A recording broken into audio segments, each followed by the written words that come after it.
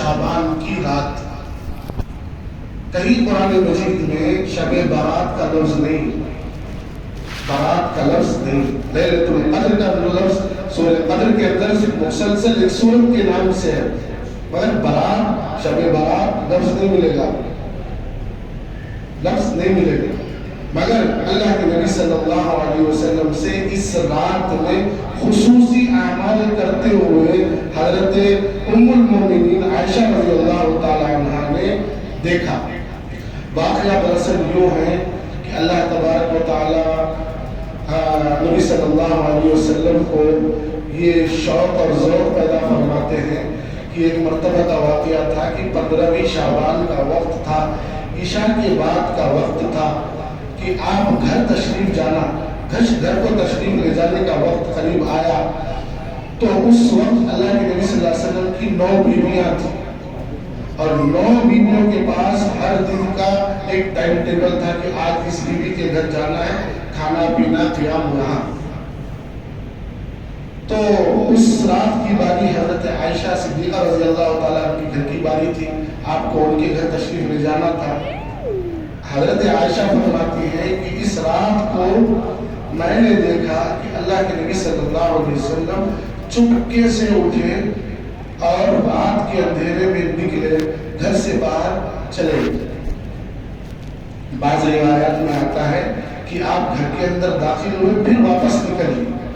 بعض روایات میں آتا ہے کہ آپ آرام فرما رہے تھے، اچانک اٹھے، کرتا پہنا اور چپل پہنی اور جنت البقیع، مسجد نبوی کا قبرستان، مدینہ شریف کا قبرستان، جنت البقیع کی طرف نکلے.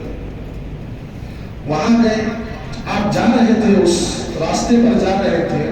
حضرت عائشہ کو اس وقت ملال ہوا، شک نہیں کہنا. حضرت عائشہ شک نہیں کر سکتی، اللہ کے نبی پر کوئی شک کر سکتا، اگر کوئی کیا تو وہ کافر ہے.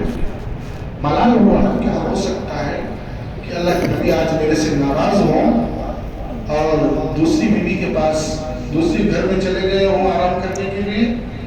تو آپ نے بھی حضرت نبی صلی اللہ علیہ وسلم کے پیچھے پیچھے رخ کیا. تو کیا دیکھتی ہے کہ آپ جنت البقیع میں اندر قبرستان کے جا کر تمام مرحومین کے لیے دعا فرماتے ہیں.